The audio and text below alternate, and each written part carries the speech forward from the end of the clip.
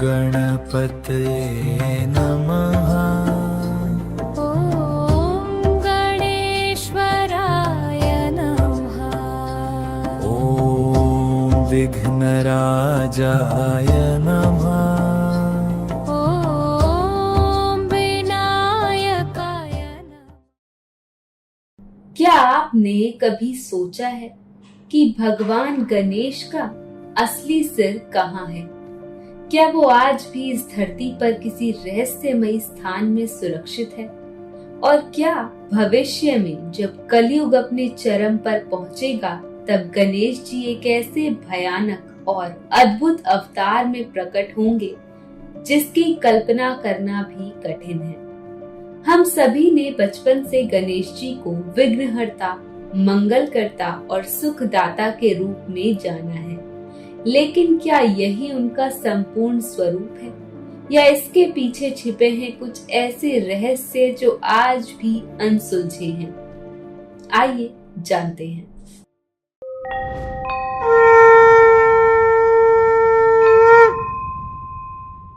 कलयुग और धूमकेतु, गणेश का रहस्य। शास्त्रों के अनुसार समय का चक्र निरंतर चलता रहता है और भविष्य पुराण में वर्णन मिलता है भयावह समय का, जब कलयुग अपने अंतिम चरण में होगा।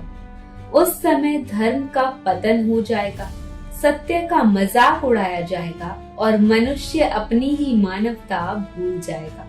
चारों ओर अराजकता, युद्ध और लालच का साम्राज्य होगा। इसी अंधकार के बीच प्रकट होगा एक महाशक्तिशाली असुर, कलिराज।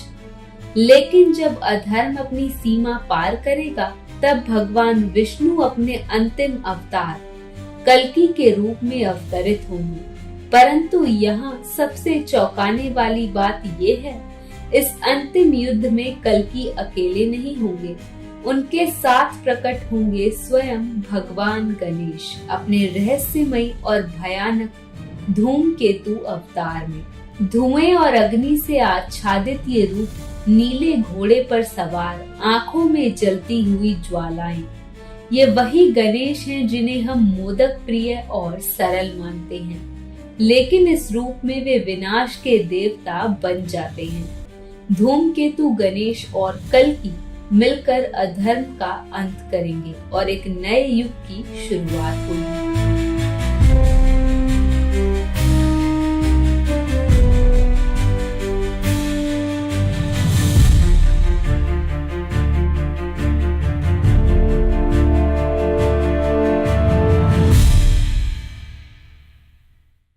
गणेश जी के युद्ध रूप और दैत्य संहार। गणेश जी केवल शांति और बुद्धि के देवता ही नहीं, बल्कि एक महान योद्धा भी हैं। जब जब असुरों ने पृथ्वी पर अत्याचार बढ़ाया, तब तब उन्होंने अपने दिव्य रूपों में प्रकट होकर उनका संहार किया। सिंदूरासुर की कथा। एक असुर जिसने वरदान पाकर तीनों लोकों में आतंक मचा दिया था। देवता भी उससे भयभीत थे। तब गणेश जी ने मोरेश्वर रूप धारण किया, 6 भुजाओं वाला अत्यंत शक्तिशाली स्वरूप। भीषण युद्ध के बाद उन्होंने सिंदूरासुर का अंत किया और संसार को उसके आतंक से मुक्त कराया।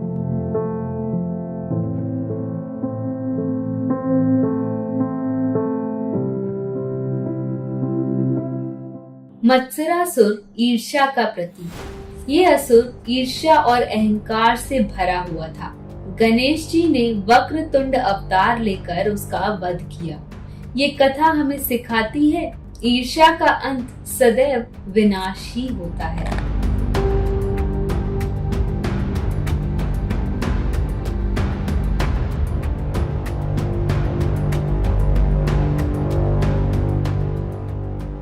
अनलासुर की अद्भुत कथा। ये सबसे भयावह असुर था, जिसकी आंखों और मुंह से आग निकलती थी।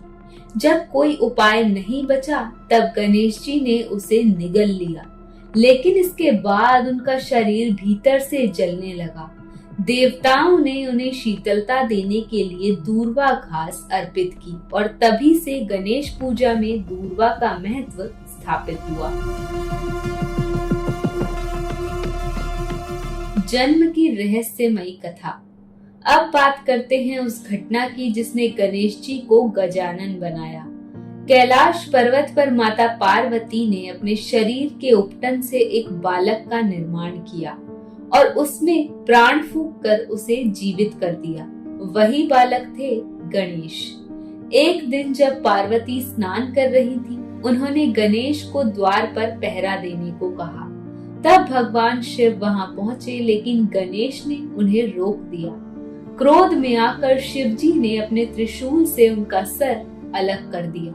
जब माता पार्वती ने ये देखा तो उनका क्रोध पूरी सृष्टि को नष्ट करने पर उतर आया। तब शिव जी ने एक हाथी का सिर लाकर गणेश जी के सिर पर स्थापित किया और उन्हें पुनर्जीवित किया। लेकिन कुछ मान्यताओं के अनुसार गणेश जी का असली सिर आज भी एक रहस्यमय स्थान पर सुरक्षित है। कहा जाता है कि उत्तराखंड की पाताल भुवनेश्वर गुफा में आज भी वो दिव्य ऊर्जा मौजूद है।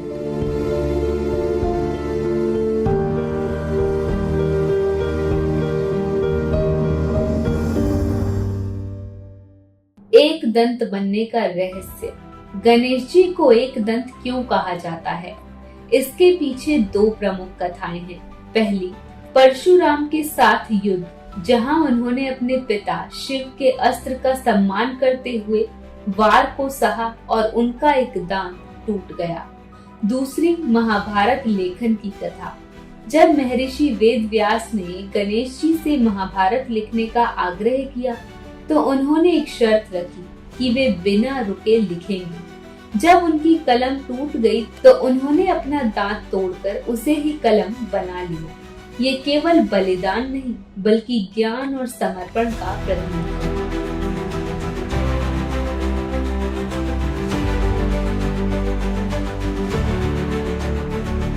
विवाह और तुलसी का श्राप।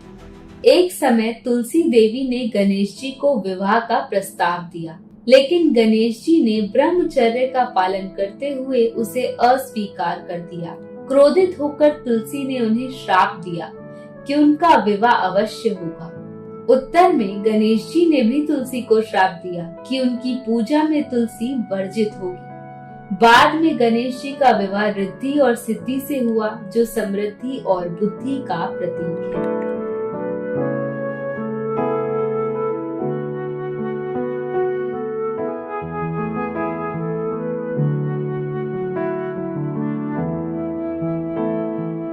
प्रथम पूज्य क्यों? देवताओं के बीच एक बार विवाद हुआ, कौन श्रेष्ठ है।